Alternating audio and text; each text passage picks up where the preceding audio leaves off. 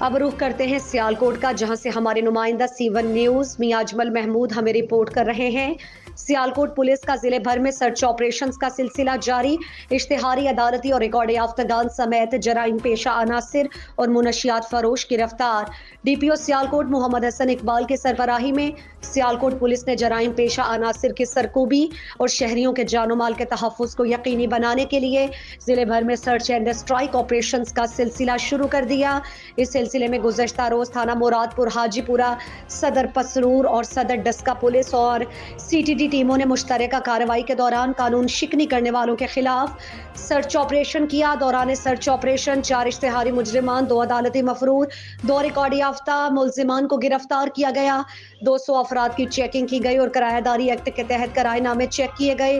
22 مشتبہ افراد کو حراست میں لیا گیا، جبکہ 11 ملزمان سے 10 کلو چرس کے قریب اور 83 لیٹر شراب، اسلحہ ناجائز، 2 پسٹل، 30 بور بوا متعدد گولیاں برآمد کر کے گرفتار کر لیا اور تھانوں میں منتقل کر کے علیحدہ دفعات کے تحت ان کے خلاف مقدمات درج کر لیے گئے۔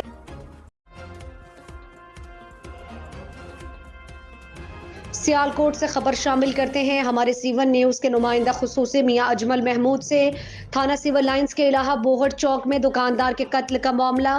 تھانہ سول لائنز کے علاقہ بوہڑ والا چوک میں نامعلوم شخص نے چوک میں واقع الیکٹرک سٹور میں داخل ہو کر دستی پسٹل سے فائرنگ کر دی، جس کے نتیجے میں دکان مالک فیصل ظفر اور دکان پر خریداری کے لیے آیا 14 سالہ بچہ زخمی، جو کہ فیصل ظفر اسپتال پہنچ کر جاں بحق ہو گیا، جبکہ زخمی بچے کا علاج معالجہ جاری ہے۔ واقعے کی اطلاع ملنے پر S P investigation Zia Ullah, D S P city circle اور پولیس کی بھاری نفری کے ہمراہ موقع پر پہنچ چکے۔ فرار ملزم کی گرفتاری کے لیے ناکہ بندی کرا دی گئی۔ ڈی پی او سیالکوٹ محمد حسن اقبال نے افسوسناک واقعے کا نوٹس لیتے ہوئے تمام وسائل کو بروئے کار لاتے ہوئے واقعے میں ملوث ملزم کی فوری گرفتاری عمل میں لانے کے احکامات جاری کیے۔ اس سلسلے میں D S P city circle کی سربراہی میں ریڈنگ ٹیمیں تشکیل دے دی گئیں۔